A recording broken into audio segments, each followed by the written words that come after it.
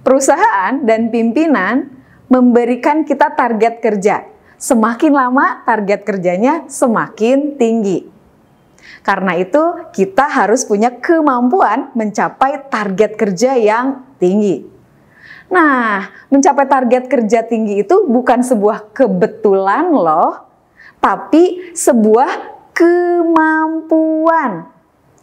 Ada 5 level kemampuan kerja untuk bisa mencapai target kerja tinggi. Saat ini Anda lagi ada di level yang mana sih? Yuk kita simak video penjelasan berikut ini.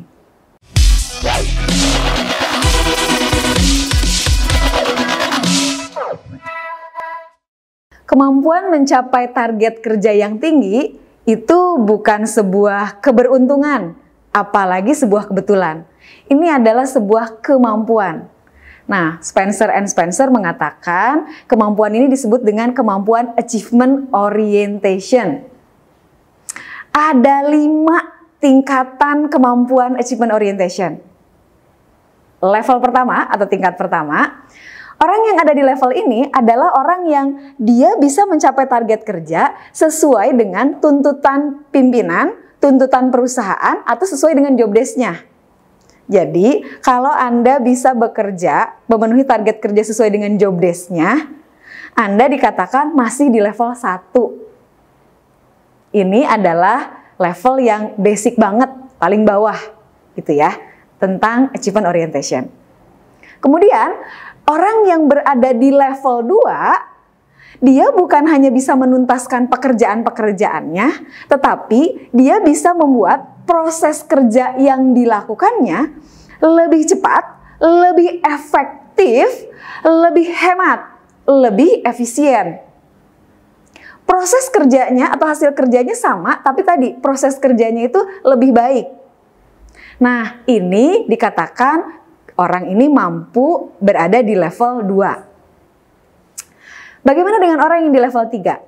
Orang yang berada di level 3, orang yang bisa membuat target yang menantang buat dirinya. Selain menantang, dia mampu mencapai tantangan tersebut atau tantangan yang dia buat sendiri. Apapun kondisinya, orang yang di level 3, dia bisa banget dapetin target tersebut. Terutama biasanya orang di level 3 yang bisa mencapai target tersebut adalah orang yang perencanaan dan pengorganisasian proses kerjanya bagus banget. Makanya orang kayak gini bukan cuma punya target tinggi, tapi juga realistis banget. Ini orang yang berada di level 3. Kalau level 4, gambarannya adalah seperti ini.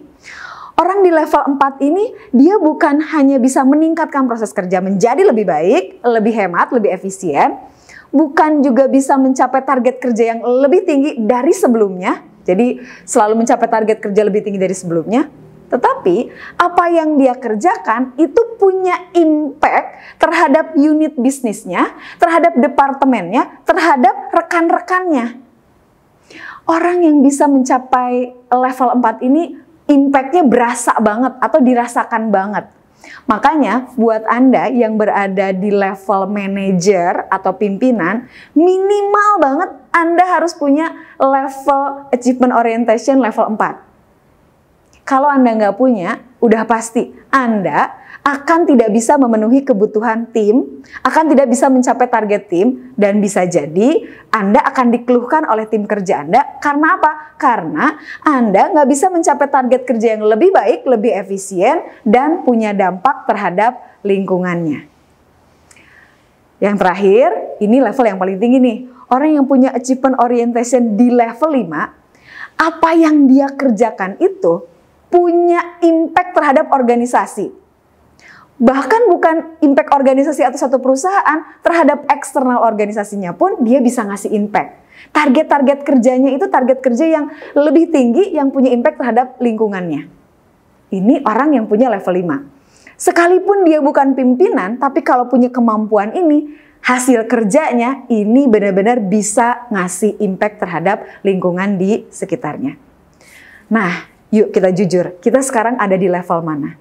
Kalau kita jujur, maka kita bisa lebih tahu kita harus meningkatkan sampai level mana dan sampai level mana. Dan mudah-mudahan dengan informasi ini kita jadi lebih tahu kita harus meningkatkannya seperti apa.